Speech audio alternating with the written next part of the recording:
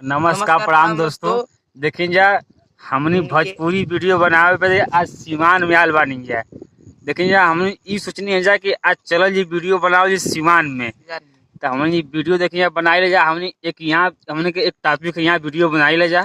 Video बनावे से पहले को रात को सोचे के पड़ला माइंड में कि काल के वीडियो का टॉपिक हम लेके आए वाला बानी।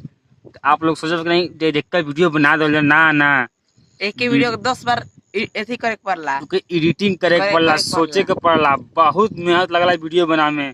तो हम लोग आप लोग से ये प्यार दुलार कहब कि हम लोग सपोर्ट करीन जा। हम लोग के वीडियो तनी वायरल होख। वीडियो देखी जा बनावे में कम से कम हमन के एक वीडियो में बनावे में 2 घंटा का समय लगला। तो डेली कम से कम 100 वीडियो 4 वीडियो एडिटिंग करी ले हम। अब समझ ले कि दिन भर का समय हमन का सही खाली यूट्यूब पे बर्बाद कर ले जा। हमन इतना वीडियो हमन के मेहनत लगा के समझ ले कि का बतावल जा। अगर ये समय में 8 घंटा में कि कोई अगर ड्यूटी भी करी तो 400-500 कसम कमा ले ही। तो आप लोग समझ लें कितना हमने वीडियो में मेहनत कर ले जाए। मतलब 8 घंटा टाइम हमने खाली यूट्यूब में बर्बाद कर ले जाए। अब समझ लेंगे तो हम लोग आपसे ये कहब कि हमने तनी प्यार दुलार देंगे, सपोर्ट करें जा कि हम लोग की वीडियो वायरल होखा। आप लोग के प्यार दुलार से इतना प्यार तो देनी जाए कि हम लोग के इतना वीडियो 4000 सब्सक्राइबर होखे वाला बानो।